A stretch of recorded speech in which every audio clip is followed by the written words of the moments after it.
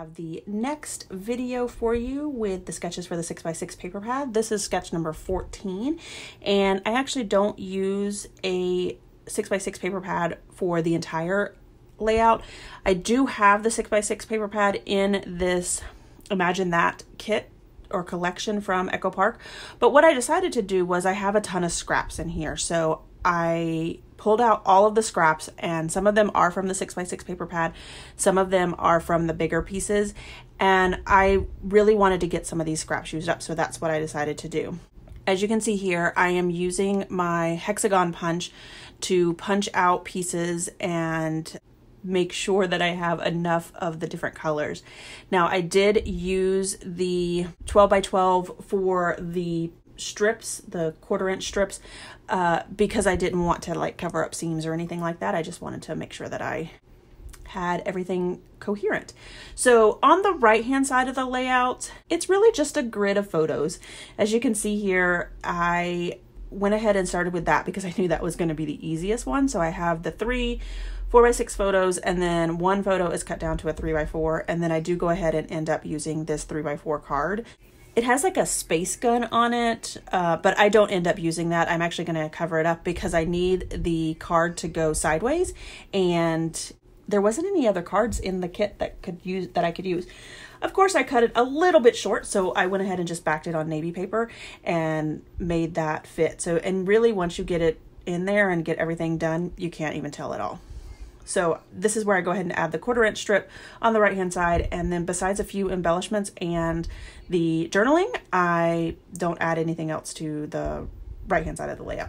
Now for the left hand side of the layout, this took me a little while to put together because those hexagons are really small. I did decide to map out where my photos were going to be, and you can see the pencil lines very slightly in there. This allowed me to save a little bit of paper and time because I was about over it at this point. And then also I was able to use some of the kind of like off pieces that I had cut off from the other ones in those spots there that I knew were going to tuck behind the pictures anyway. Now I am lining up that other 1/4" strip and making sure that it all lines up. I do go ahead and use some of the smaller pieces because I know that I'm going to cover up that edge, and I really want just a straight line, as straight as possible. Again, I know it's going to be covered up. It's not necessarily exactly right, but it all comes together when you put that 1/4" strip, and you can see right there. I do go ahead and put the 1/4" strip down, and then I add the photo on top of it, and that photo does end up being on fun foam, so it covers up all of that white space there, and you can't even tell that there's no hexagons behind it. Now, the sketch did call for the hexagons to go off the right hand side of the paper.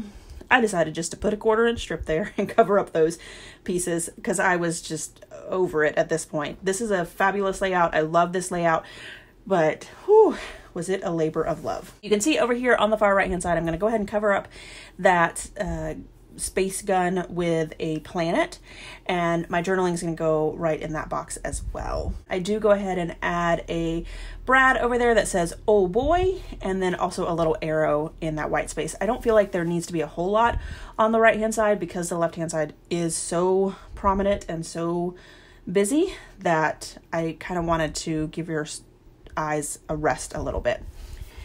Now the sketch also calls for some stitching around some of the hexagons. I only did it on a couple, I think like 3. It called for a lot more than that, but I just didn't want to add a lot of details to it. So I do go add the stitching to the different pieces, and then I do go ahead and pull out my star punch and punch a couple of different stars in the navy, the teal, and the orange, and add those to different pieces of the hexagon.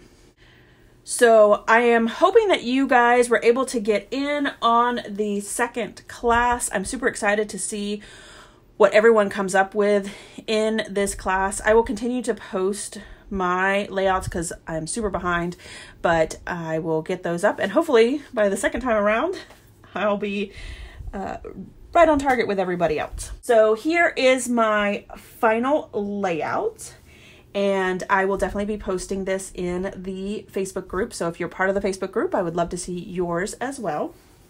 If you enjoyed this video, if you wouldn't mind giving me a thumbs up, I'd really appreciate it. If you haven't done so already and you want to see more double page layout inspiration, make sure you hit that subscribe button. Thanks everyone for watching, and I hope that you have a scrappy day.